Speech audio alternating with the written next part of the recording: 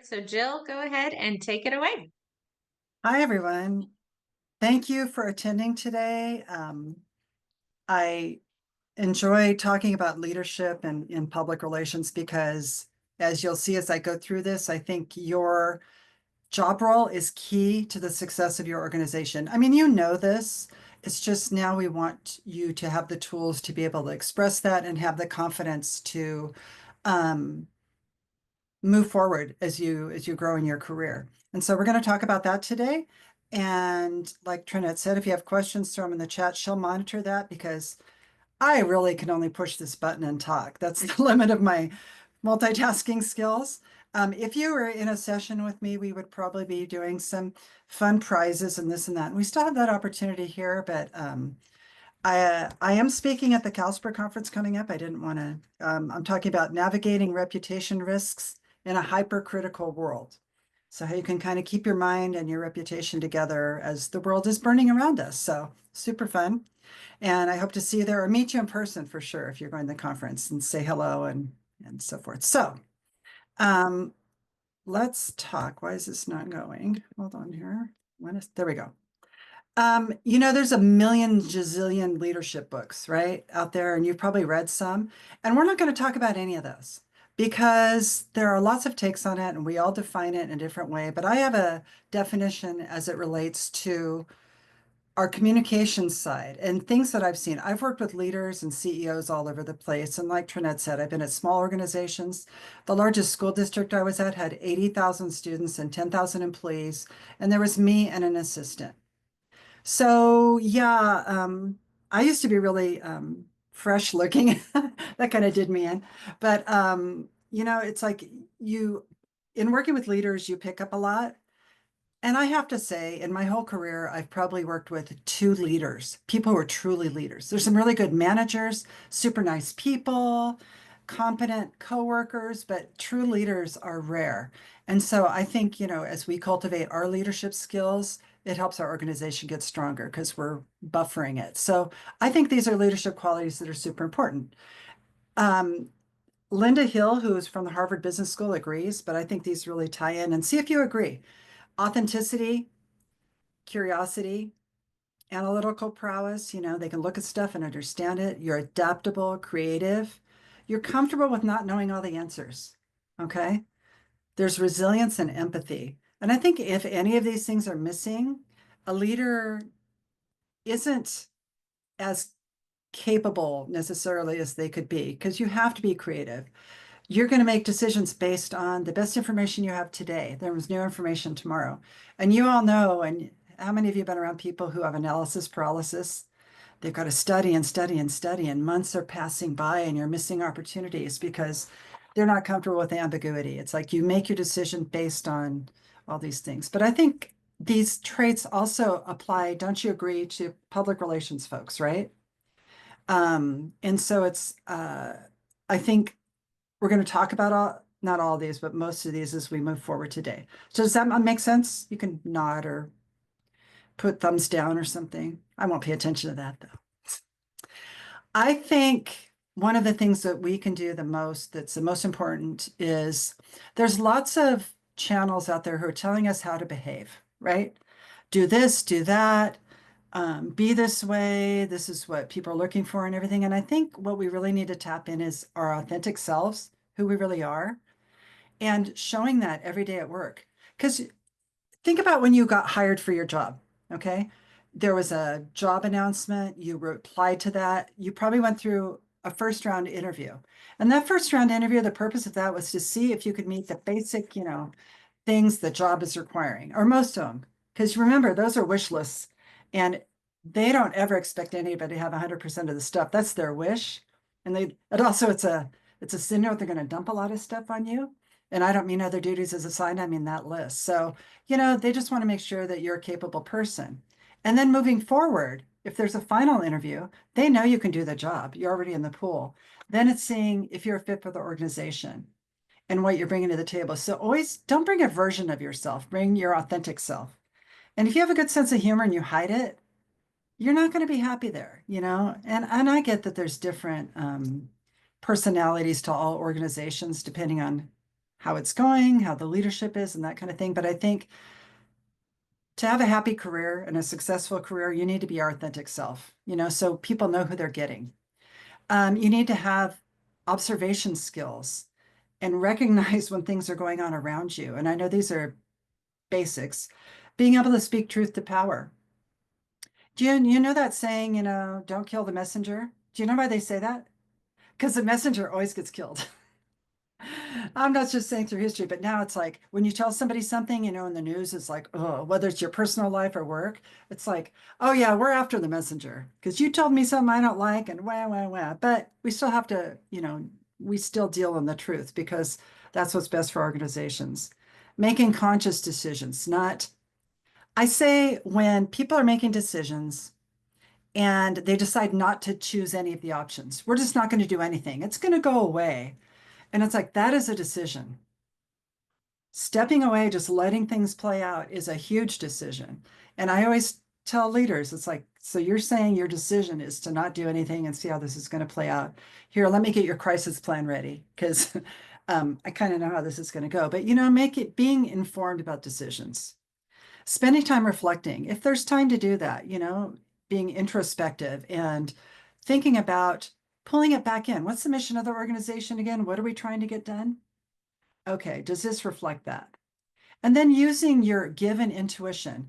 And I will tell you that, there's a lot of things in life that kind of beat our intuition out of the way. And that one of those things is our brain. Our brain wants to be in charge of everything. Our brain is the biggest egomaniac in the world. But then we have our heart and our soul, and that's where our intuition is from. And so our brain's like, don't listen to that. But if you've ever listened to it and saved yourself from a situation or, made gut-based decisions that served you well, you know that that's there for you. And they tap into that, especially in the business we're in, especially around children and staff members and everything, because it's like, this is sacred, the work we do. I really believe that. Serving these kids and giving them a chance to, become the best versions of ourselves. So find your intuition and always be your authentic self. So what happens if you're not? Okay, I put this meme in every presentation. Trinette, no matter what, it's going to be in my one on reputation, on the reputation risk in a hypercritical world. It's going to be in there. Because do we all know this, right? Your mom at home versus your mom in public. Do you all know people like this? In one-on-one, they're like a certain way, and then they're around the leaders, around something, and it's like, who is this person? And we all know people who do that. They're probably relatives, friends, coworkers, casual acquaintances, and so you don't know who you're dealing with, right? So if your authentic self is left, if you're snarly or whether you're a sweet little chihuahua, um, always, be that person so people can count on them.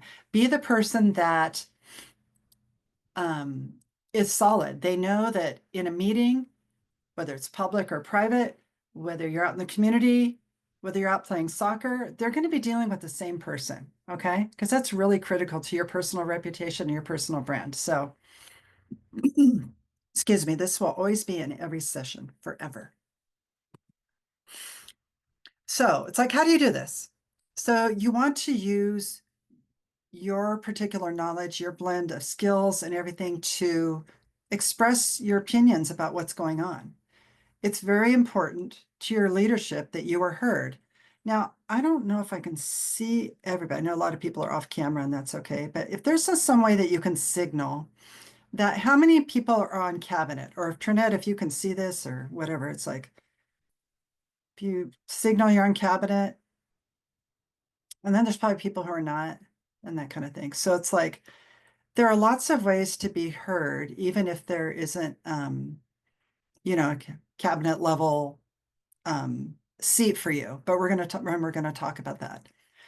I remember when I was new in my PR career and, I was in my early 20s in my school PR career, and I would be in cabinet meetings and I'd be sitting there and they'd be saying stuff. And I'm like, wow, what are they talking? Why are they, this is scary. What are they doing? And I was fairly new, but I was also young. And I didn't know how to be heard. And sometimes there was an elephant in the room. And I'm like, can they not see this horrible issue? It's like huge. It's in the middle of the table. It's stinky.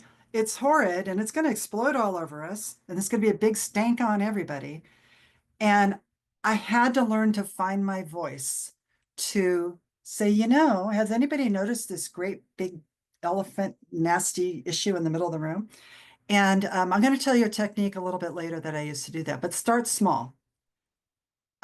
You can start on basic issues, you can share your opinions and you can, whether it's like coming up with a little 4-step PR plan on something very simple, whether it's sharing research that you've just encountered, that might be insightful for a decision that's being considered, but find your voice, find a way to be relevant, be heard. The nice thing is between CalSPRA and NSPRA, and if you follow if any online education publications, EdSource and all that type of stuff, what the current issues are and what's coming down. And you can say, in a few weeks, this is going to happen and we should probably talk about that now.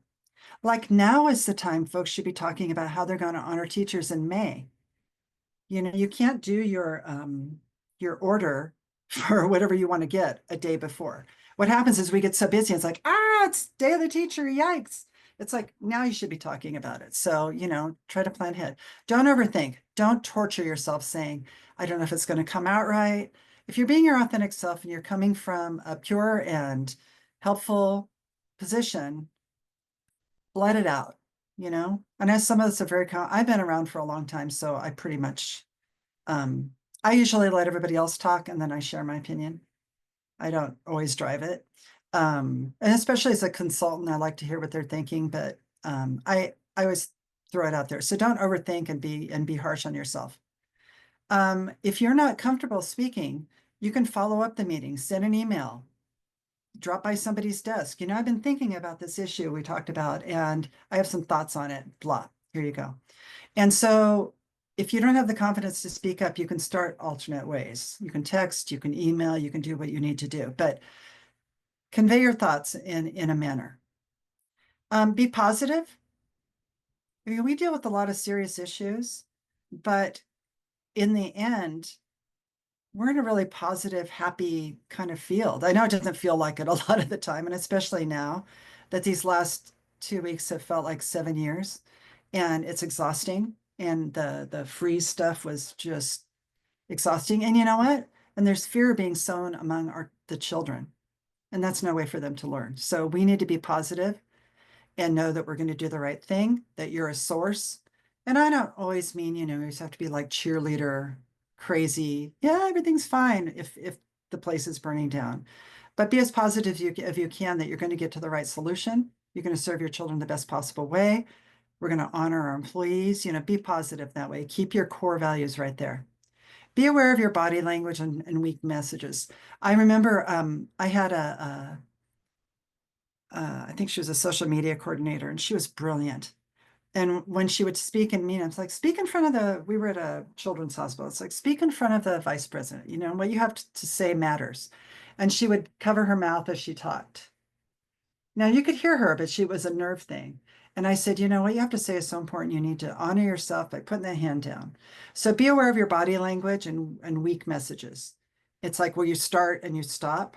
If you need to write it down, like we do sometimes with media and message points, I used to put the media, I had nothing going on. It's like, you know what? Let me finish this other call. And I put them on hold and I write my little message points.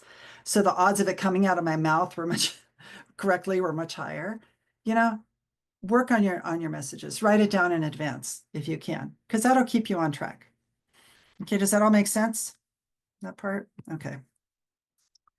I think this is really key, that what are people thinking? And, on all this research, it says, what do people notice when they meet you?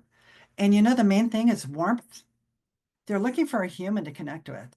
And can I trust the person? Are they going to do a good job? Can I respect this person? Warmth is how people evaluate you. Do you have to be a hugger and a kisser and all that? No. But if you look people in the eye and you're pleasant and you care about other people's stories and you get to know them, that builds trust for you.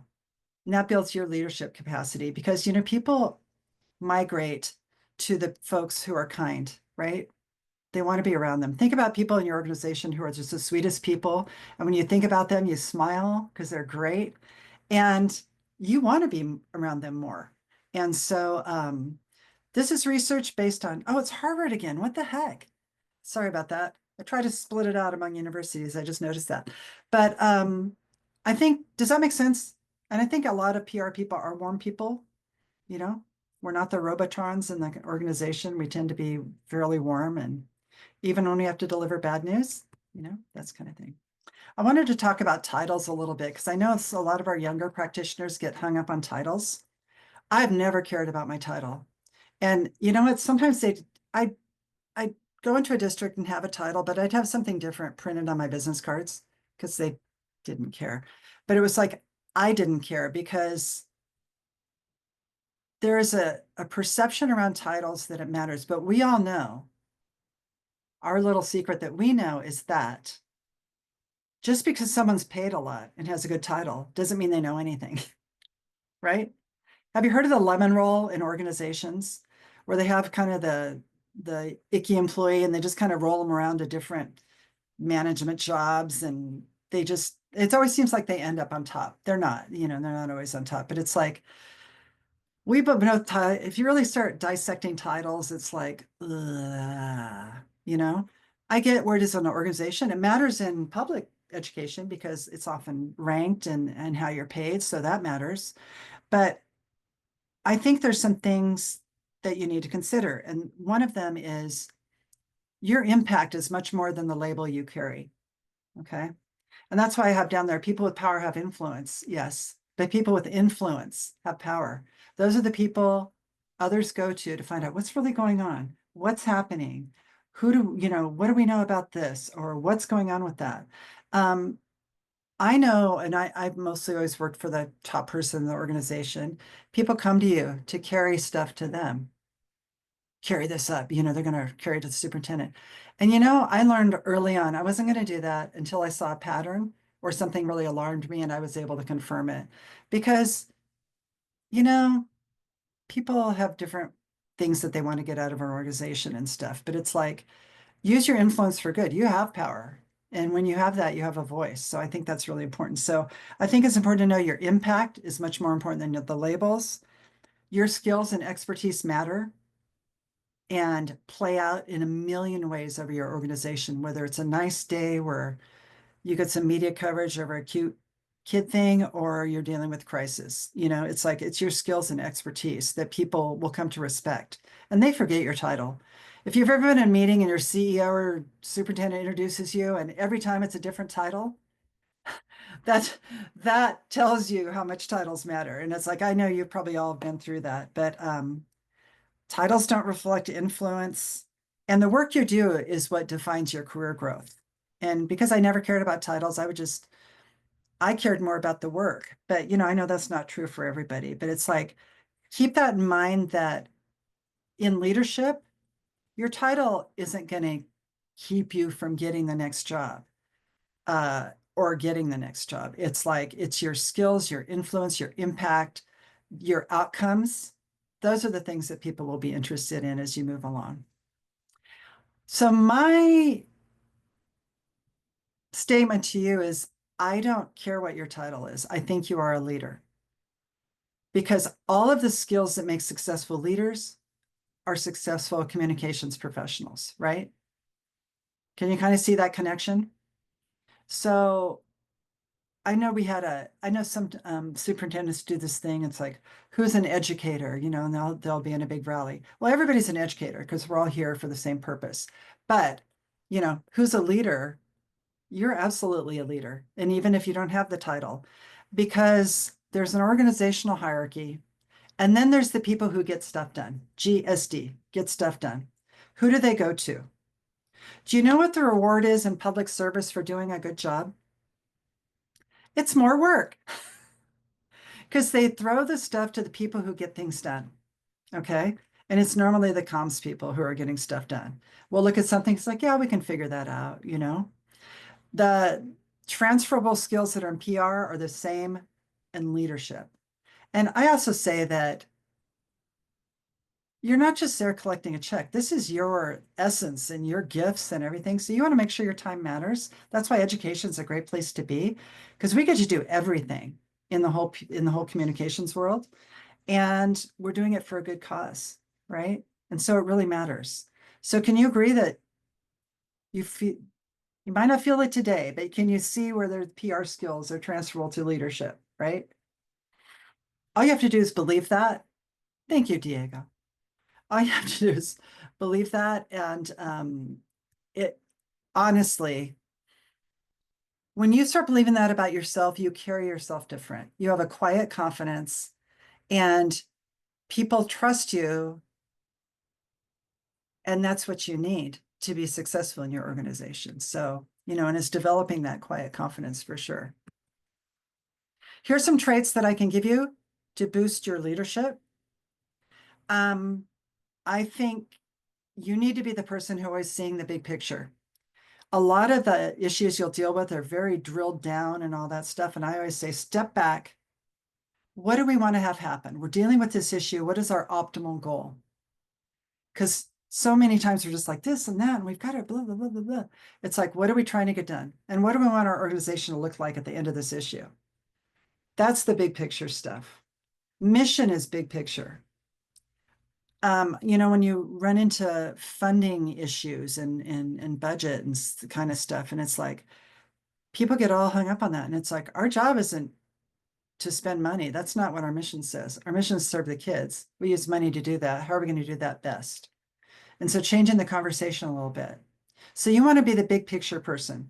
Always, yes, you're going to deal with the details. Absolutely. But you always have to layer on the big picture, the mission, so people know, and keep them mindful of it, because people get stuck in rabbit holes. I don't know if you've noticed this, but I sure have. It's like, come out, join us above ground. Be the solution giver and the problem solver. You are by default, you just might not recognize that you are. And the solution giver is a person who's like, here's some things we can do. Come forward with multiple ideas. We can do this, we can do this, we can do this, we can do nothing. That's a decision. We're going to have to live with that. But I think a lot of times, I used to joke with this one superintendent. It's like, before cabinet, it's like, Dad, curriculum's not playing nice with us, and transportation's stupid, blah, blah, blah. It's like they go to them and whine. They go to leaders and whine and don't bring any solutions. And it's like, what is that about? It's like, that is not what you're paid for. So be a solution giver, be a problem solver, jot down some ideas, and then you have some options. We can do this, we can do this, we can do this. You might be the only one in the room doing that, because people get dialed in and they think there's only one solution, right? But be the solution giver and the problem solver. Focus on what matters most, the kids, the mission, and all that, because that's what you can do. Please be calm and collected. You'll often be in a situation where everybody else is losing their minds, and you're looking at the room going, yeah, this is fun. And I think your calm makes other people calm. That doesn't mean there aren't urgent issues, but it's how we react to that. And I can't tell you how many school issues I've gone and been at and crisis where I had to kind of tell the principal, why don't you go sit in your car for a while? I'll run this school. Have I ever run a school? I figured it out. It's like I could delegate people to do, because they were making everything worse. They were panicking. Sky is falling. People couldn't look to them for assurance, but they could look to me. So I was just kind of, why don't you just go to your car for a while, and then why don't you drive off too? But, hey, couldn't do that, but what the heck? Being honest. I do not believe in brutal honesty. I think that's an excuse people use to be mean. And the world does not need more mean. There are always kind ways to be honest, right? I don't think that's going to work because of this. Not your idea stinks and so do you, right? But you want to be as honest as you can about what's going to happen. We can do that, but I really think if we do that, the repercussion is going to be this. And I've done that a million times in my career. In fact, I had a superintendent when I was at the Giant School District, and I would wait till the end and everybody would be talking about some horrible thing we couldn't do. Everybody made more money than me. There were 25 people in cabinet. I'm not kidding. Ugh, God. I cannot believe I made it through, but that's why I look like I do too. So, um, and I would just say, I just have one question. And they go, oh yeah. It's like, why is this okay? And they were like, oh, because we're going to blah, blah, blah, blah. I'm like, parents and kids can't do this. So I was their voice in that meeting. So I was representing all voices. And it's like, they go, blah, blah. And I'd say, I have one more question. Why is that okay? And they would go nuts. And I remember one time the superintendent said, have you guys not figured it out? And it's like, she's never wrong. She always says what's going to happen. Now, did I have predictive powers? Sure. But I also had experience to know if we tell this to our publics, this is going to be the reaction. And so, it's like, it's kind of nice, but make sure if you're at the table or working an issue, make sure everybody's voice is heard. What will the teachers think about this? What will the students think about this? What will our community? What will our grant partners? What will our community organizations? We need to really think about our impact on others because we're the heart of the community, right? We're the source and the soul, and we're the steady machine that chugs everything forward. Also develop a wide net of resources, things that you can bring to the table. It's like, maybe we can't do that, but we can work with so-and-so. Get to know your community, your organization. I never joined any service clubs because like I couldn't do a once a week meeting because I got no discipline for that, you know. Sorry, that's just not, I'm sort of random, but it really pays to get to know people. I would wherever our district office was, I'd go next door and it's like, hey, what do you guys do here? And, I'd get to know the businesses around us and all this stuff. And I developed partnerships. I ran an education foundation for many years. And, it's like there's a lot of people who want to help or who have expertise you don't, who can help. So make sure you have a wide net of resources that you've cultivate. And you probably already do through your past jobs and your experience in your community. But don't be afraid to call on them to help your district because then they can join in the fun too. What kind of interpersonal skills do you need? If this is just like the PRSA and the public relations four-step process, what are you trying to get done? What is your intent? If you set your intent for everything you do, your life will be better. Before you have that conversation with your partner, if you set your intent before, I'm going to talk to them about this because this is important to me. So you've got it. So you might not say something that you regret, right? Set intent before meetings. Don't waste people's time. When I was at the Giant District and I had task forces or meetings, I had people wanting to be on mine because I start on time, I'd end on time. I'd say, we're going to get this done. We're going to meet this many times and wherever we're at, we'll get it done. And then we're going to play and we would go play. But it's like, because I set my intent, we don't need to meet 73 weeks for something we can get done in 2. So come up with your strategy, be authentic so they know who they're dealing with. Use these opportunities to build relationships with people you might not always know. I always, in organizations, I go up and they tell me, I'm the analyst 3. And I'm like, well, what is your job? What do you do? And then I understand, it's get to know people, walk up, ask them, they'll tell you about their job. And then you have a better understanding of what they do. Don't assume you know. Because remember that other duties is assigned, people could be doing totally different things, right? We're going to talk about complaining in a second because I am against it. But if the PR person's complaining, the ship is going down. Not that you shouldn't, it's okay to vent and it's okay to have, but don't let it be a pattern and a habit. And we'll talk about that in a minute. Have some courage. The courage I didn't have in my young career to speak up, I had to find it because it was imperative for the students and our families. And that doesn't mean it's mostly a fear thing. There's difference between danger and fear. Danger is there's a bear chasing you and you're going to get it. So you better run faster than everybody else. Fear is concocted. We create our own fears. We're afraid about people not liking us or being rejected or all those soft things, or we have shame. You know what? We got to find courage that we have our background, our experience. That you're involved in CalSPRA means you're investing in yourself, right? And so you know your stuff. There's always stuff to learn for sure. And you'll be fine, but it's like, have some courage and it takes some time to cultivate. Be open to ideas no matter where they come from. You don't always have to be the idea source. I've heard ideas from maintenance people. It's like, hey, if they did this, I think the lunchtimes would run better. I'm like, well, did you tell the principal? He doesn't listen to me. And it's like, let's go talk to him. Let's go together. Be open to ideas wherever they come from.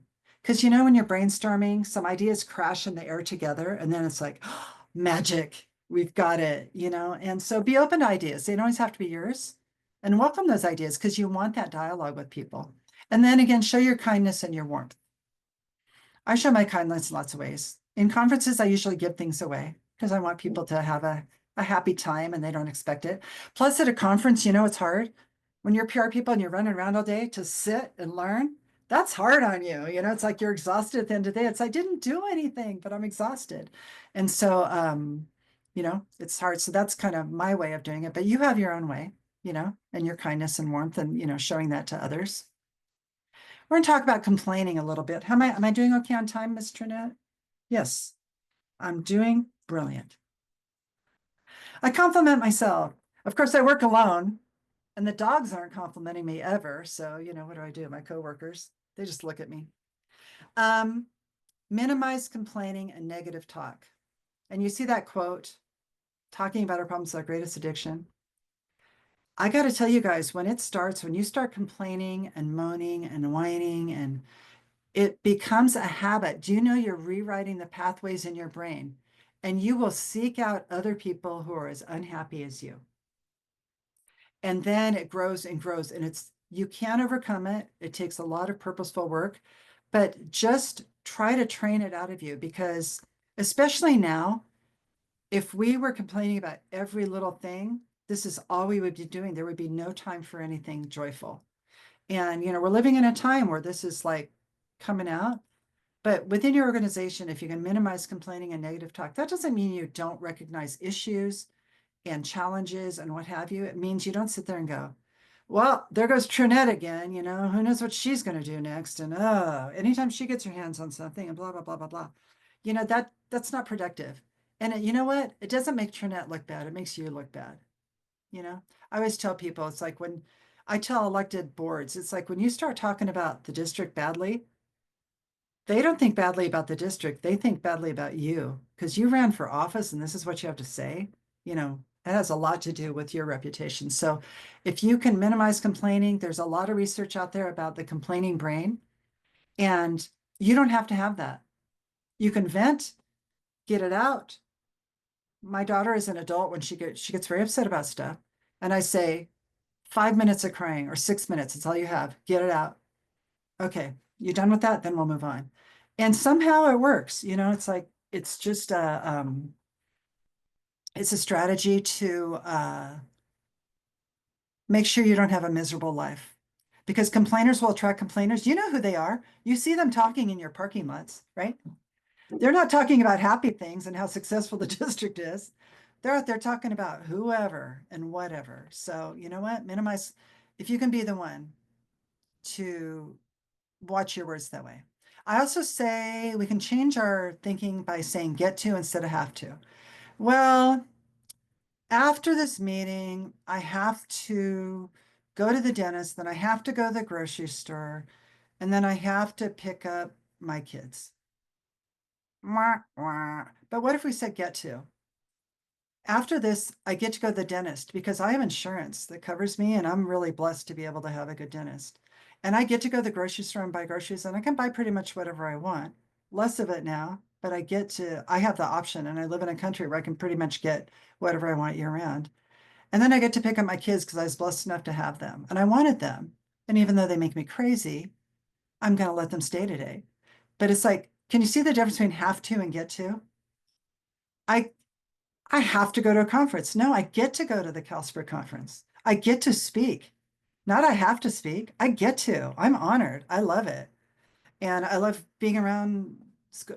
There's no greater people than school PR people. And I'm involved in PRSA and I'm judging Silver Anvil and I'm mixing it up with people around the country. And there's nothing like school PR people. The biggest corporate folks, the biggest, it's like, no, you guys have it, so I get to work with you. So if you start shifting your language a little bit, that's leader language. I get to. I get to come every day and do this great work. Say yes to experiences. When people say, on this committee, this and that, it's like something might have to fall off. And I realize that there's some choices you have to make. That's why you cultivate them. But say yes to new experiences. I will tell you, I was in a school district happily doing communications and everything. And then one day I found that I was in charge of transportation and testing. Now, in a million years, do I have any experience with that? I didn't even ride a school bus as a kid. I'm like, I see them, they're yellow, they go. It's like, they're fairly safe, I guess. I don't know. But some people had left the organization and the superintendent said, I'm going to put you over this for, till the end of the school year and then we'll see. And I'm like, I thought it was a joke. I was laughing in the meeting, like, and then I'm like, why me? And he said, because you'll take care of it, because you get things done, because you're a leader. And nobody else here would take it on. And you know what? It was a school district with 80 something buses because it was a big rural component. And they were about to be red tagged by the CHP. You know what that means? You can't drive your buses anymore because they're in such state of disrepair. And I'm like, oh, that's fun. And there were like 10 bus drivers out on drug things at the union. And so it was pretty fun. I mean, I got to learn lots of stuff really quick. What I did is I went to nearby school districts to their transportation directors, said, tell me everything I need to know in 5 minutes, and we got through that. And I got in charge of testing on a brand new year of a new state test. And so I really depended on teacher committees and stuff, but I kept the work going. Did I love that? I don't know. I have a lot of, I got a lot of good stories out of it.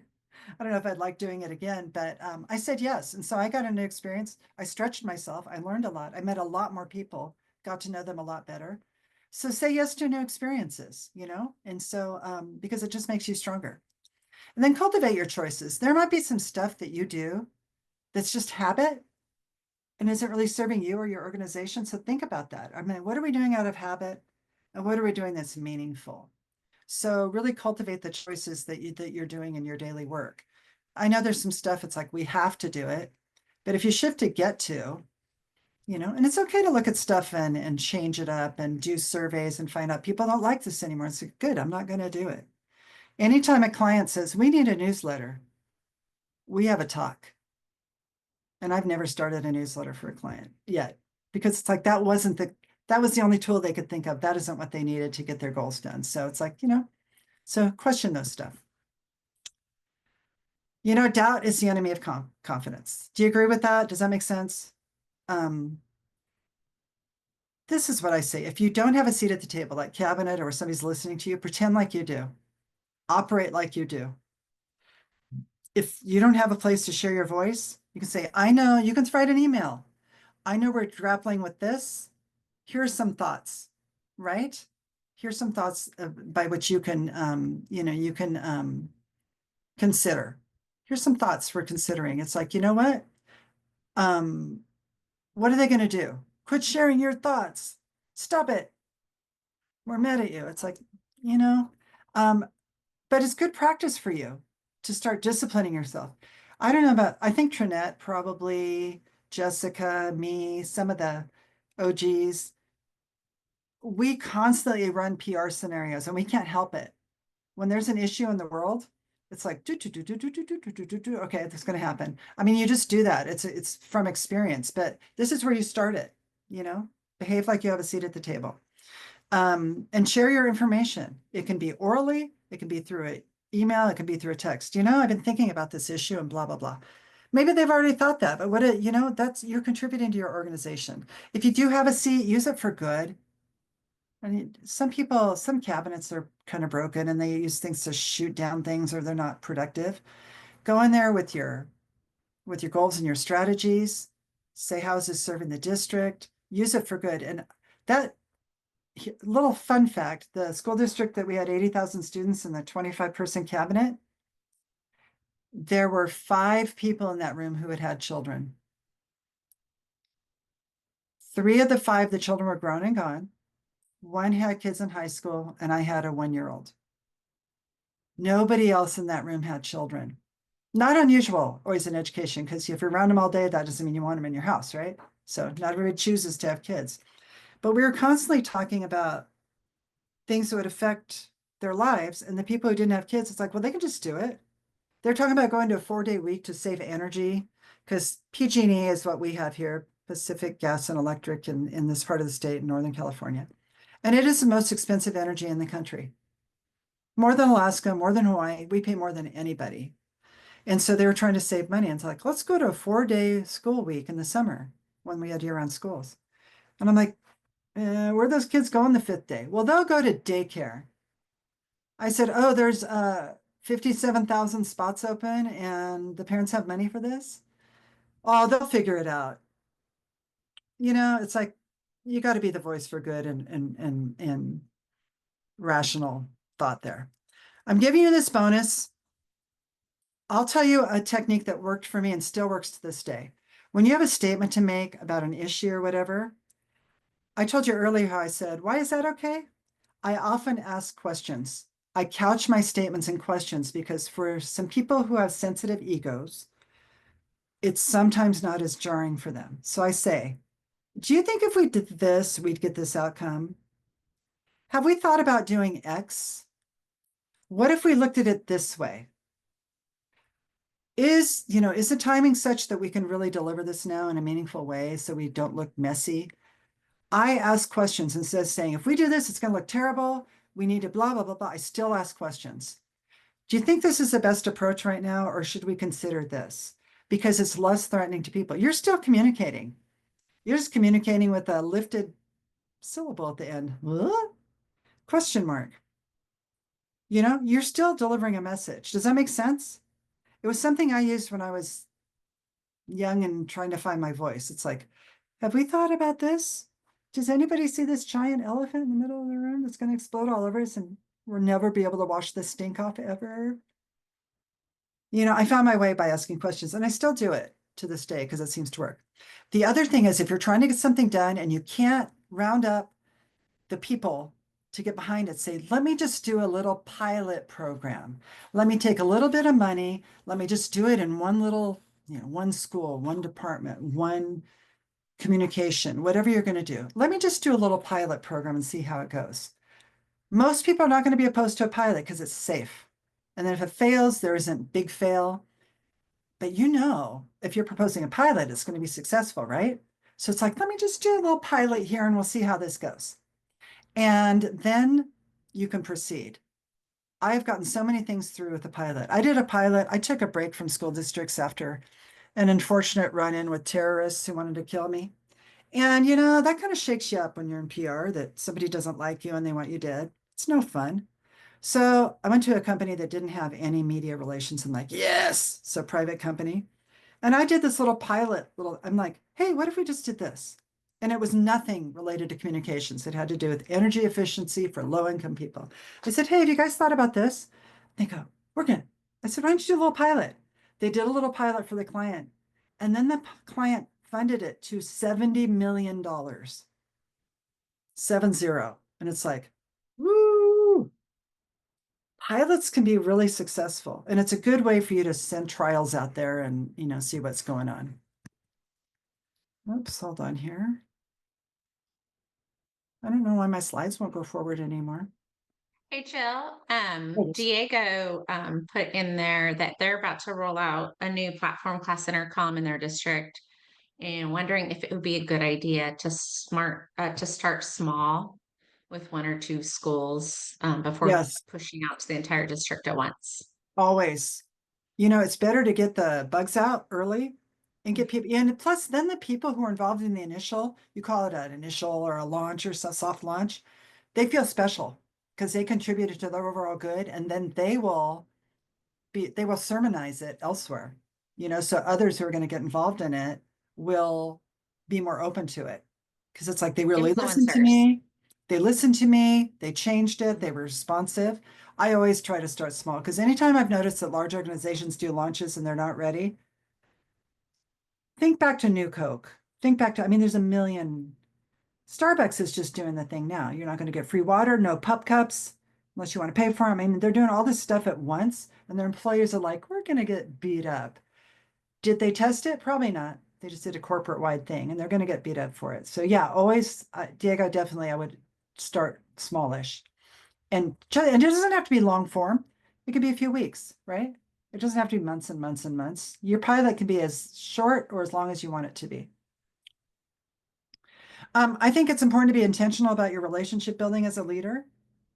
There's certain people you need to know, but they need to know you too. They need to know what you do, why you're tied in. I used to have what I called my board of directors when I was at the large district. And I had people who ran agencies and PR people I respected, and we get together. I'd buy them breakfast quarterly, just pay for it myself. And I'd say, I'm thinking about doing this and this. What do you guys think?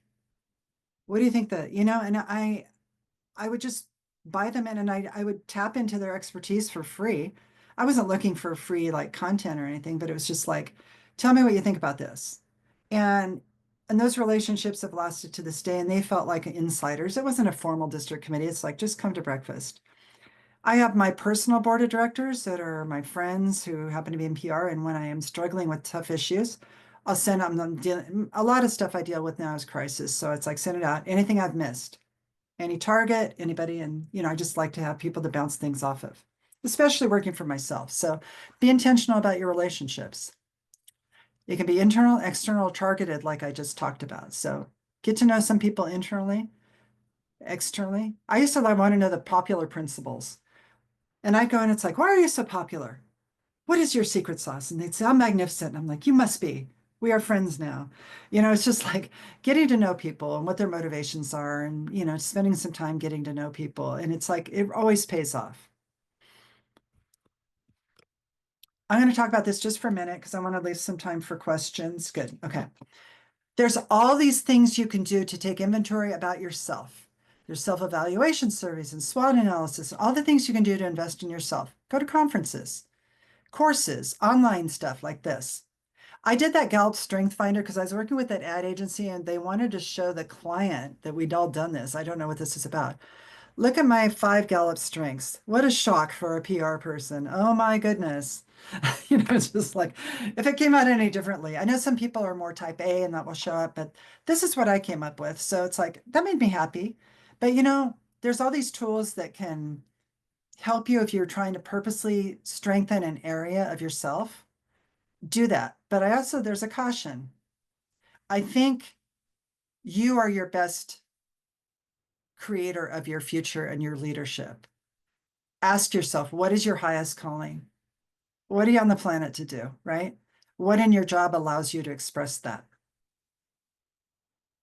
What could you change more to support what it is you want to be? And who are your trusted advisors? You know what?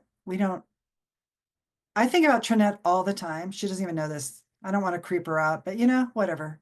It's January. It's creepy January. But I think about, wonder what so-and-so would do, or what would she think about this? Now, I don't reach out all the time, but I'm always thinking and it helps me. It's like, what would really good PR people do about this? Am I one? Yeah, I think so. But it's like, it never hurts to do the checking. So I always do this. This is why I started my business, because I wanted to be in a position to help more people rather than a single school district, a single university. It's like, I thought the stuff I've amassed could help other people. And so that's why I'm doing that. And I'm also on a mission to expunge everything out of my head. I want to share everything I've learned. I want more people to know it because maybe it'll save somebody from, if they pick up one little thing, it might help. So don't be reliant on all those external tools and labels, and understand you're going to change throughout your career.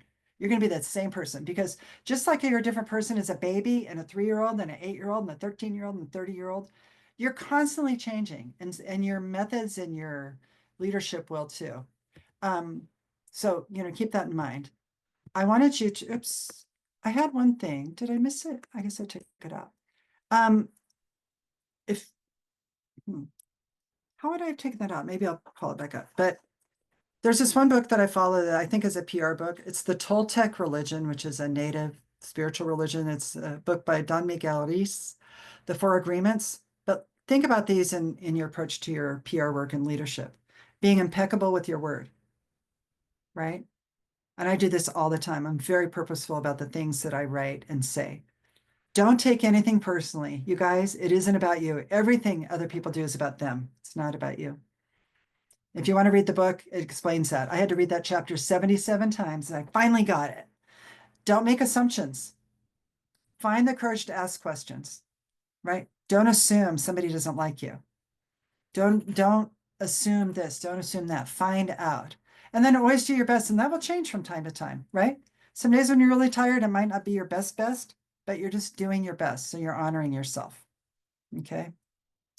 If you email me, I have a little reminder I can send you. I don't sell anything. I got nothing to sell. I'm not a vendor. I guess I sell my time, but I'm not going to do that here. If you want to email me about any issues or what have you, or just get my take on stuff or want to continue this conversation, please do.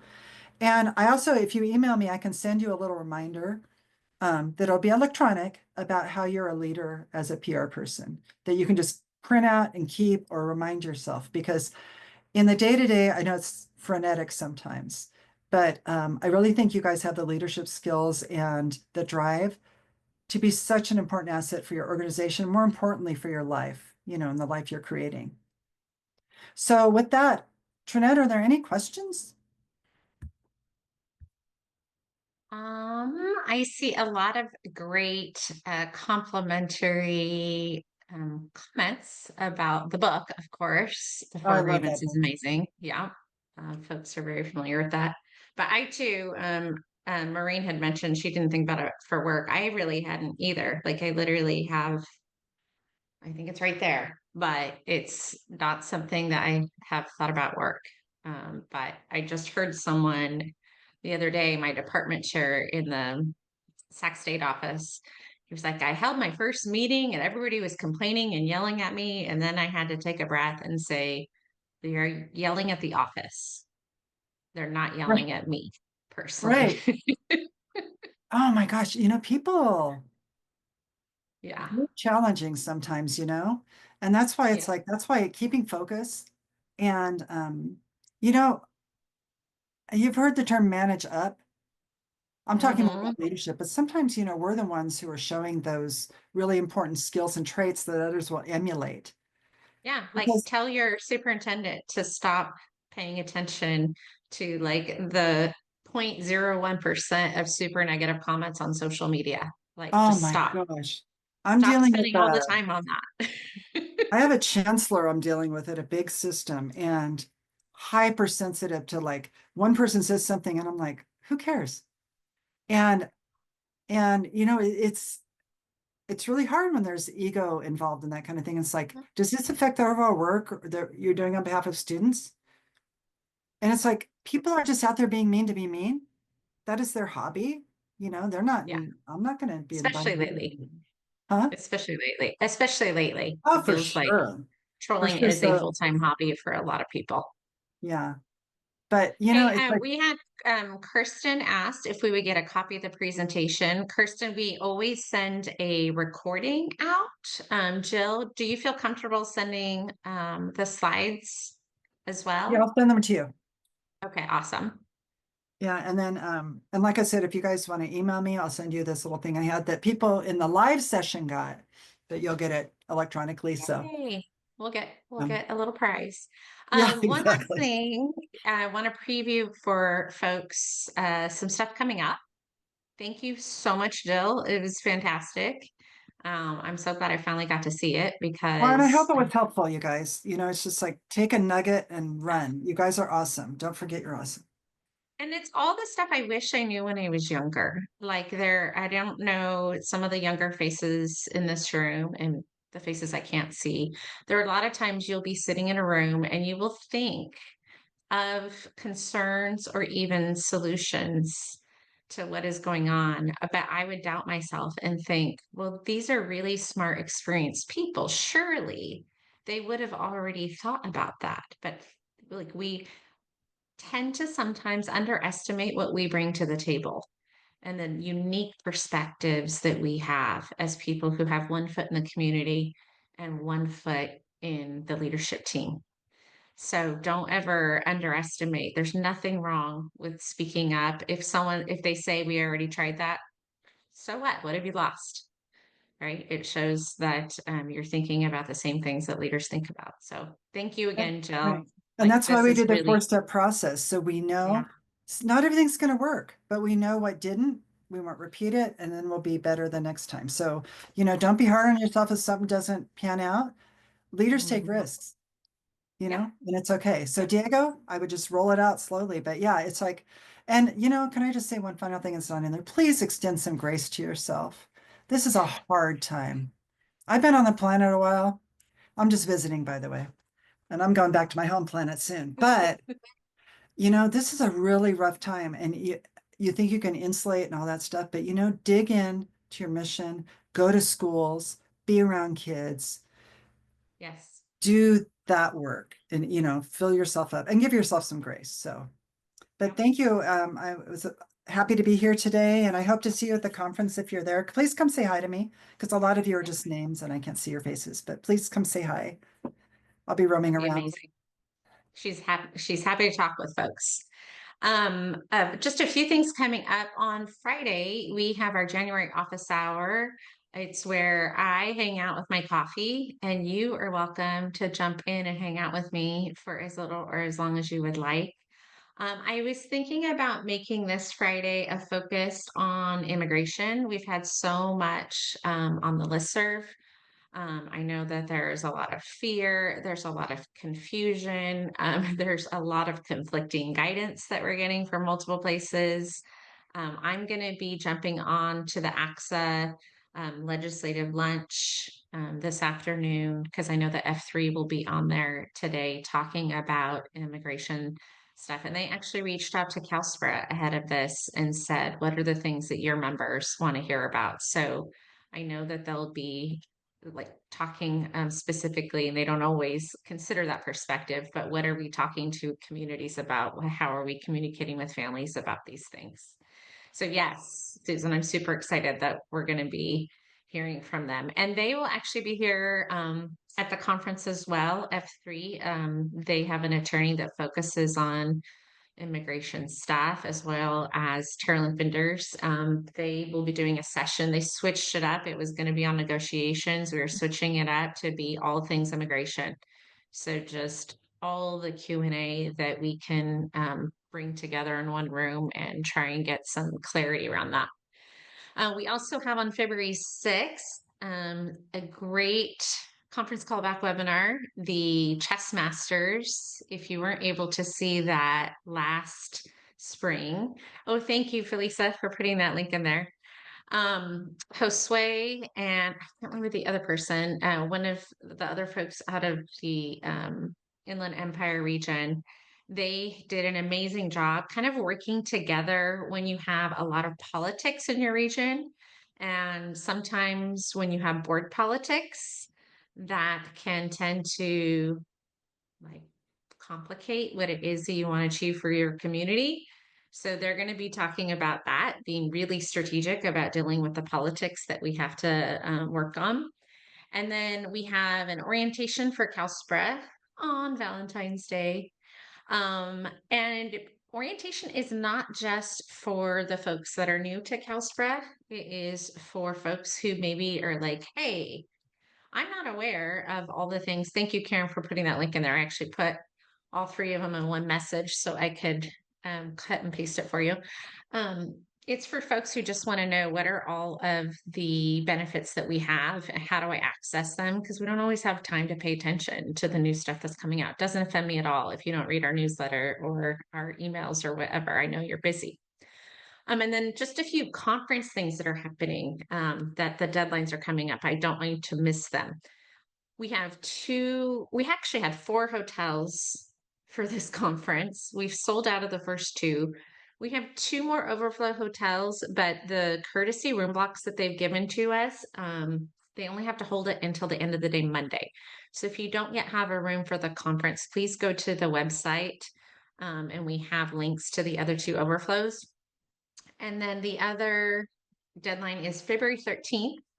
If you want to run, walk, or cheer on at the CalSPRA 5K, or, if you want to volunteer with me super early in the morning, Felisa, why are you laughing so much?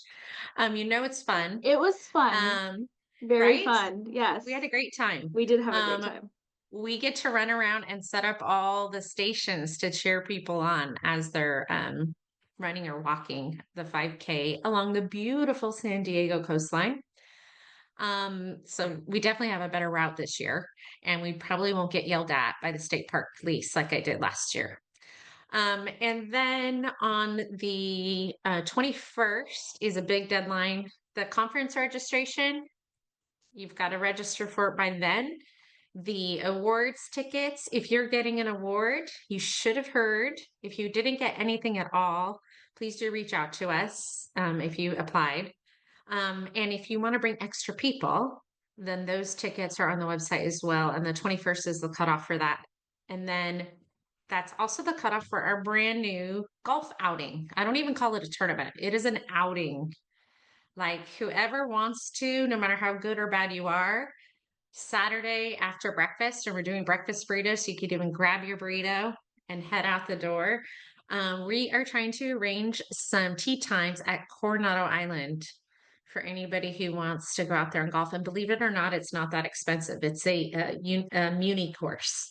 So if you want to play, this is your chance. You can even rent clubs while you're down there. But if you fly Southwest, 2 bags fly free. So those are your upcoming events. We don't have a price yet for the golf thing. We're kind of trying to collect how many people are interested, and then we'll set up the tee times and let you know what that cost will be. Any questions? All right. Jill put the Strengths Finder in there. I am a huge fan of Strengths Finder. I actually use it for my senior seminar class at Sac State. Doing group communication. We study that and go through lots of different activities to understand how we behave in groups and maybe have more patience and grace for the way that others behave in groups because we're not all the same. Who knew? I know, right? All right. Thank you so much. So good to see all your faces, especially right now. Diego, which link is broken? The Gallup. Okay. I don't think that's an active link, but I'm looking at it. It came up on my desktop. So try it again or Google it. It should pop right up. Yeah. Clifton. It's Strengths allow Finder. yourself like what, 30 minutes, at least 40, because they ask you a million questions over and over. Diego, Yeah. try that one. Yeah. Look at Felisa saving the day. Yeah. A And Valley don't girl. overthink it. Yay. Don't ever think your Strengths Finder answers. Exactly, Hannah. Don't overthink it. Go with your gut. Absolutely. Yeah. That's good advice, Oliver. All right. Thank you so much. Great to Thanks, see everybody. everyone. Please come hang out with me on Friday if you have some time. Love to see you again. Take care.